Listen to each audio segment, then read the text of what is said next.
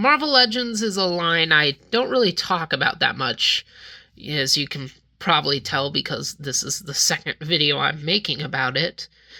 And, well, it's partly because of all the lines I collect, it's definitely the one I've scaled back the most on.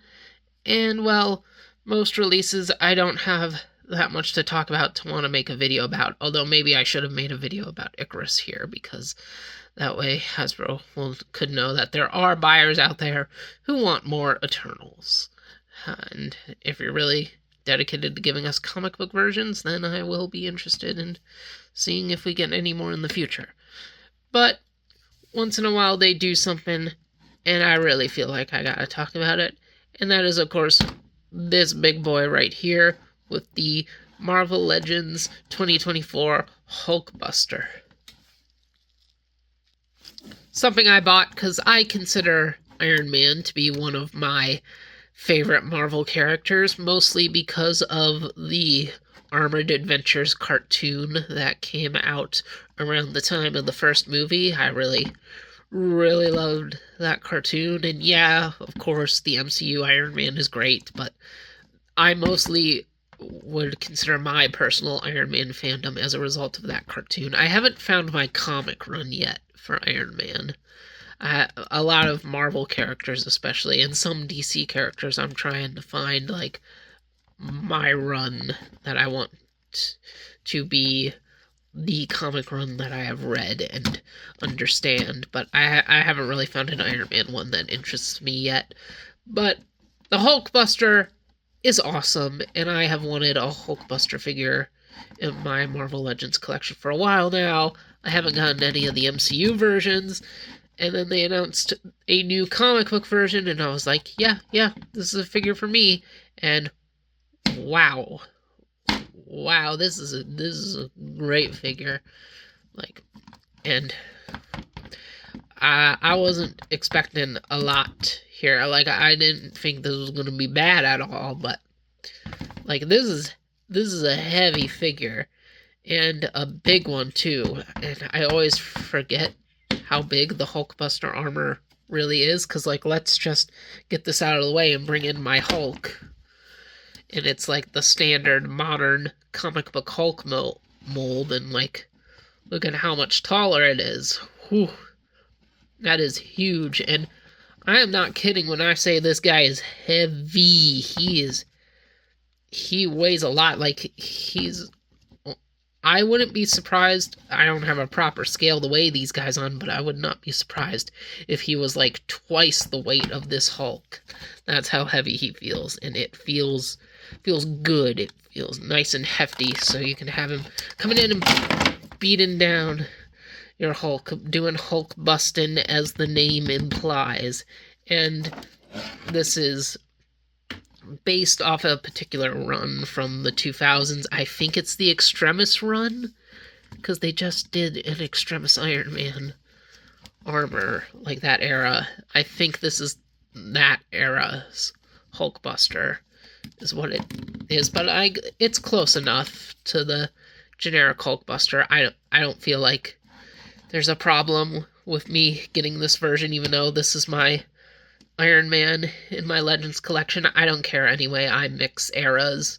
It's fine. I mix movie with comic, and I can mix different eras of comics. So I can have this Iron Man and this Hulkbuster. It's not really a problem to me. But yeah. And he's just a big beefy figure, and he's got some articulation like a Marvel Legend does.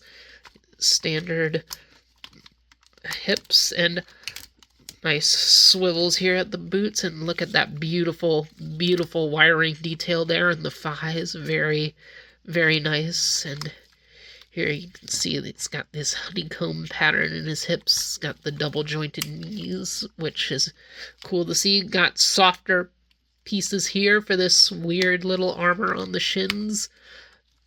A floating soft piece here around the ankle, hinged ankle. It's got the divided toes. Always wondered why the Hulkbuster has divided toes. I mean, it's not like that's actually Tony's foot in there, but I don't know why they didn't just give it a complete boot. And shoulders can do all this. The shoulder pad is technically a separate piece that kind of moves. That is, it doesn't always want to move. It kind of gets caught on the chest from time to time. Single jointed elbows, but they do enough. And wrists, they can hinge, rotate. And ball peg for the chest. There is a waist swivel. I don't really think it needs the waist swivel, but it's got it. And there is a ball joint, a double ball joint at the neck. You know, it's got all the crazy posing for your Marvel Legends action needs for your dios, or just put it up on a shelf so you can do all the crazy stuff with it. Yeah, it's just a big chunk action figure, and it's very nice to handle, very, very fun to play with. And one thing I do want to bring up, I'm normally not one of those people who complains about the swirls in the metallic Marvel Legends plastic. I don't really have that much of a problem with it, but there are some parts on the figure where it kind of swirls in a particular way. The head's the biggest example to me, where it almost looks like a crack. I don't know how this whole swirling in the mold works. I assume it's not a problem, because, I mean, when I think of cracking plastic, I think of gold plastic / brown plastic syndrome, and that hasn't been a thing for years now. I remember somewhere else on him that looked like that, too. That looked like this.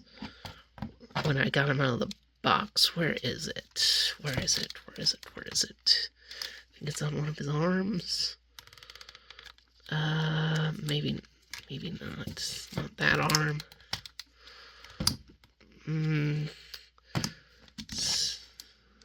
Seems to have placed.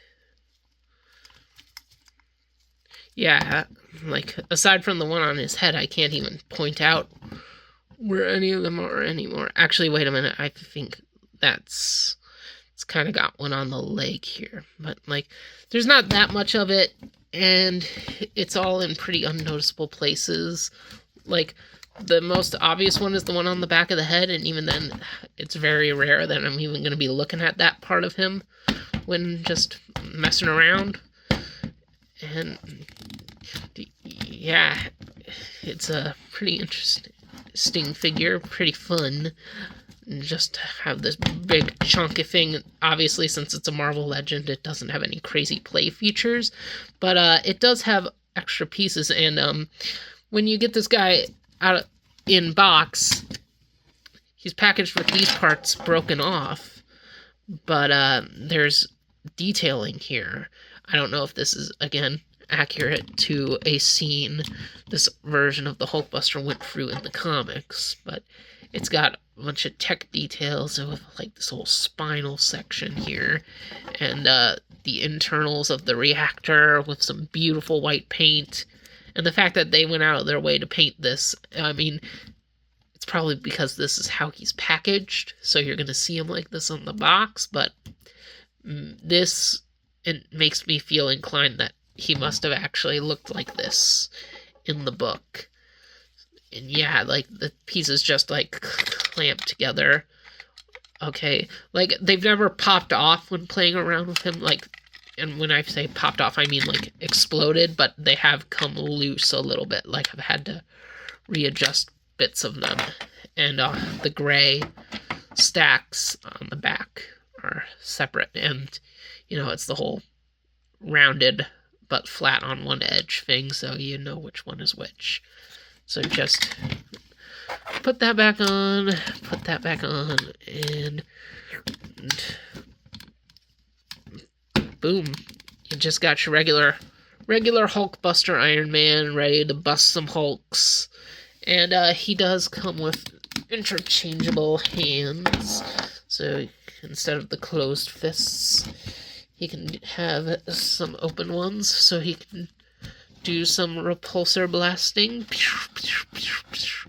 and the repulsor is unpainted, and it doesn't have a plug for blast effects, which I'm actually kind of shocked about. And there is another one of those for the other hand as well. And then, of course, there is the unmasked head.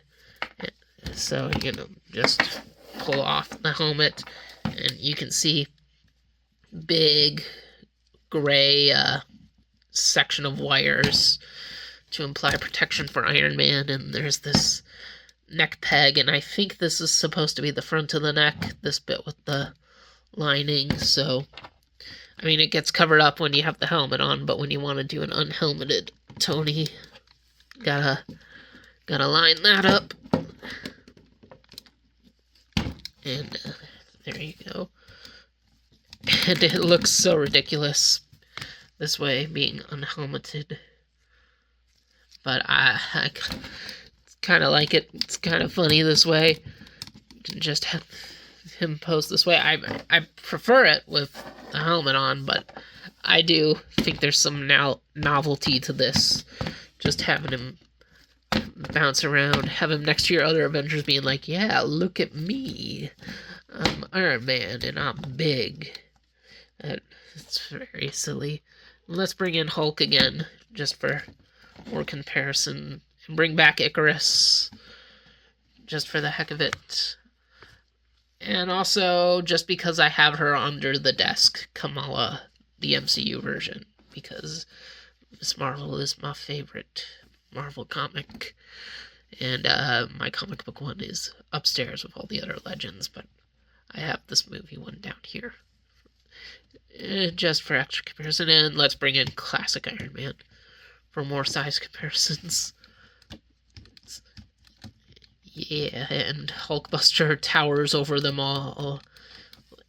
And then these three gotta hide because him and Hulk are about to throw down and bash into each other. And just as Iron Man thinks he's gotta win, Hulk comes in and takes him down because Hulk always wins. Rah!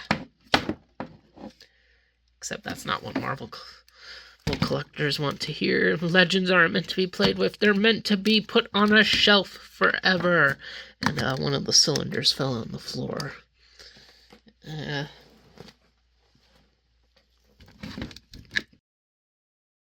Yeah, that's about it. Maybe I'm not good at reviewing Marvel Legends because I don't feel like I got anything else to say. Good chunky figure, good articulation, very fun. Very glad I bought this. One of my favorite Marvel Legends in my whole collection and in a while. Only flaw really is I got like a little molding mark here in the bicep. Don't know what that's all about, but it's so small and like whatever, it's there. Who cares? Who cares? Big chunky Hulkbuster Iron Man. Nice to get it. Really fun. You like Iron Man, you like some Hulkbusters, I'd say think about getting it. Think about getting it. It's probably worth it. I mean, I really like it. And I think you might find some fun with it too. Alright, I've been rambling on enough here. So thank you all for watching, and see you guys around. Hello everyone, it's the Merc with the Mouth Deadpool telling y'all to subscribe to the channel for all the fun videos it's got. What, you want to hear me do a catchphrase? Chimichangas, chimichangas. You know, I don't actually like chimichangas as food, I just like saying the word. What am I doing here again? Oh yeah, subscribe!